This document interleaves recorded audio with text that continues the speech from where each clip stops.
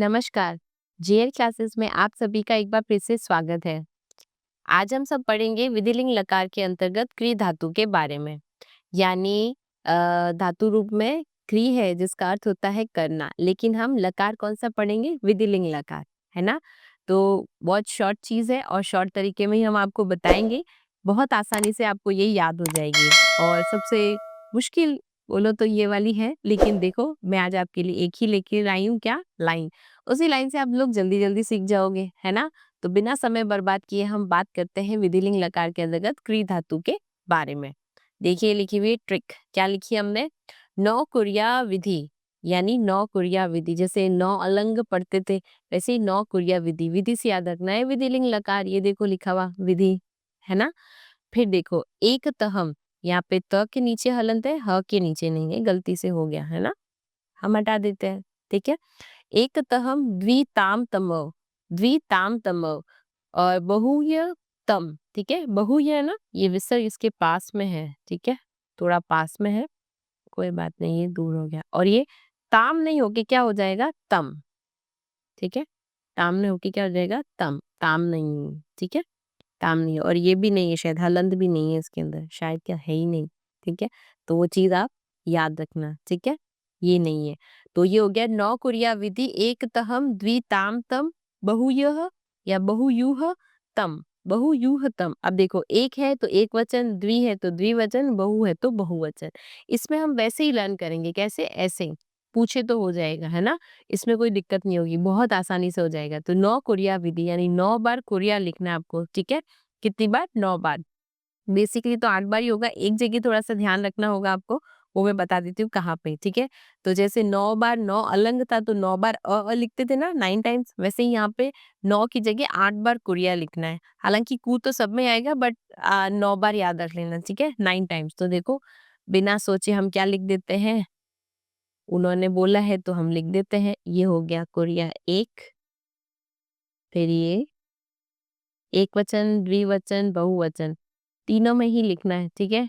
कोई कंजूसी नहीं करनी है, नहीं तो फिर नंबर चला जाएगा। ऐसे कैसे चला जाएगा? हम जाने ही नहीं देंगे। छोटी-छोटी चीज़ों के नंबर तो हम आसानी से ले लेंगे, और ये तो इतनी डिफिकल्ट भी नहीं है। ये लाइन पढ़ने के बाद तो बिल्कुल भी नहीं है कि क्री धातु में हमें विधिलिंग लकार के अंतर्गत कुछ लिखना है, तो हम लिख लेंगे। केवल एक याद रखना, बहुवचन में अगर प्रथम पुरुष बहुवचन पूछे तो वहां पे केवल कु लिखिएगा, ठीक है? थोड़ा तो याद रखना पड़ेगा। बाकी नीचे तो वैसे ही आपको वापस वही लिखना है, क्या? कुरिया कुरिया ही लिखना है। ये हो गया भैया, आपने कहा 9 बार लिखिए, 9 टाइम्स, हमने 9 टाइम्स लिख दिया, ठीक है? अब इस चीज को आप क्या कीजिए, भूल जाइए। अब आगे याद रखिए, एक तहम, यहाँ से यहाँ तक एक तहम, यानी एक है तो एक वचन की लाइन है। त आएगा एक पे, ह आएगा दो पे और म आएगा तीन पे। लगा दीजिए, ये हो गया त। ह हमेशा क्या लिखा जाता है? विसर्ग रूप में, ये लगा दिया हमने विसर्ग रूप में। और ये हो जाएगा म। ये हो गई एक वचन की लाइन पूरी। नौ कुरिया विधि एक तहम, एक तहम यानी एक त यानी कुरियात, फिर कुरिया कुरियाम, ठीक है? अब देखो द्विवचन, द्विवचन यानी ये रहा द्विवचन। यहाँ पे लाइन देखो कहाँ पे, बहु से पहले खत्म, तो ये हो गई द्विवचन की लाइन। ये एक पे, ये दो पे और ये तीन पे। अब देखिए ताम लिखा हुआ है, तो कुरिया कुरिया तो हमने पहले से ही लिख दिया है, तो यहाँ पे क्या आ जाएगा? ताम। बहुत बढ़िया। फिर आ जाएगा तम, ताम तम। और आखिर में केवल व है, तो हम भी यहाँ पे क्या ऐड कर देंगे? केवल व ऐड कर देंगे। हो गया। अब देखिए बहु, बहु यानी तीसरा याद रखना है ना? 3 नंबर पे बहु, तो ये है बहुवचन।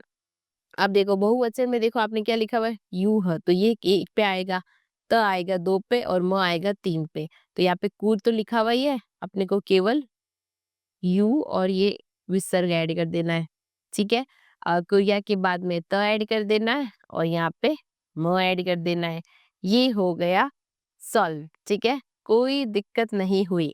नौ कुरिया विधि एक तहम द्विताम तमो बहुयः तम, बहुयः तम, इतना ही याद रखना है। 9 बार कुरिया लिख दीजिए, 9 टाइम्स लिख दिया हमने। उसके बाद त ह म, ये हो गया त ह और म। यहाँ पे ताम तम और व, यहाँ पे हो जाएगा यू ह, फिर त और म, ठीक है? अब देखिए किसी ने सवाल पूछ लिया, तो अब यहाँ पे तो दिक्कत आएगी नहीं, फटाफट से कर लेंगे हम। देखो यहाँ पे पूछा क्री धातु है भाई, ठीक है? ठीक है भाई, क्री धातु है तो विधिलिंग लकार है, ये लिख दिया हमने, विधिलिंग लकार है ना। और हमने दिया आपको प्रथम पुरुष, प्रथम पुरुष द्विवचन। चलिए, प्रथम पुरुष द्विवचनम दिया मैंने। चलिए बताइए इसका आंसर क्या होगा। हमें याद है, डराने की जरूरत नहीं है, नहीं डरा रहे भैया, आप बता दो। ये लिख दिया हमने नौ कुरिया विधि। नौ कुरिया विधि है, पर अपने को यहाँ पे 9 बार लिखना ही नहीं है, हमें तो केवल एक ही बार लिखना है। ये लिख दिया हमने नौ कुरिया। अब यहाँ पे क्या पूछा है, द्विवचन, तो एक वचन की लाइन याद नहीं रखनी है, बहुवचन की याद रखनी है। दूसरी वाली लाइन याद रखनी है। दूसरी लाइन क्या थी भैया, ये रहा, द्विवचन ताम तमव। ठीक है, ताम तमव। अब हो गया द्विवचन प्रथम पुरुष, ये हो गया एक पे, ये हो गया दो पे, ये हो गया तीन पे। प्रथम पुरुष, मध्यम पुरुष, उत्तम पुरुष, एक इसमें, उसमें दो वर्ण होते हैं, और इसमें मध्य में ऊ है तो तीन पे। ठीक है, तो ये हो गया द्विवचन प्रथम पुरुष। प्रथम पे क्या है, ताम, ये हमने ऐड कर दिया, ताम। सुपर्ब, ये 2 नंबर हमारे, और किसी को नहीं देंगे, मेरा है, मैंने लर्न करके किया है। ठीक है, अब देखो नेक्स्ट, फिर से वही क्री धातु विधिलिंग लकार, लेकिन अब हमने चेंज कर दिया। हमने कहा भाई मध्यम पुरुष और बहुवचन बता दो, चलो ज्यादा नहीं पूछेंगे आपसे। मध्यम पुरुष बहुवचन बता दीजिए। ठीक है, कोई बात नहीं, बता देते हैं, यहीं पे लिख देते हैं हम बहुवचन की लाइन। नौ कुरिया तो हमें याद ही है, विधि मतलब नौ कुरिया, तो अपने को 9 बार नहीं लिखना है, केवल अभी तो फिलहाल एक ही लिखना है। पूरा कहे तो पूरा लिख देंगे। ये हो गया कुरिया, लिख दिया। ठीक है, बहुवचन की लाइन क्या थी भैया, याद है, मुझे याद है, ये रहा, वयूह तम। ठीक है, यू आएगा एक पे, त दो पे, और म तीन पे। ठीक है, कोरिया लिख दिया। अब हमें क्या पूछा, मध्यम पुरुष, मध्यम मतलब दो वर्ण, दूसरे नंबर पे क्या है, त। ये हो गया आंसर, और 2 नंबर मेरे। ठीक है, एक आखिरी देख लेते हैं, वही फिर से क्री धातु है, और उत्तम पुरुष, उत्तम पुरुष और एक वचनम। ठीक है, उत्तम पुरुष एक वचनम। अब इसका आंसर बताइए। तो यहाँ पे लिख देते हम, एक वचन की लाइन क्या थी भैया, नौ कुरिया तो हमें याद ही है। नौ कुरिया के अलावा हमें क्या याद रखना है, त ह म, क्या याद रखना है, त ह म। ठीक है, त एक पे, ह दो पे, और म तीन पे।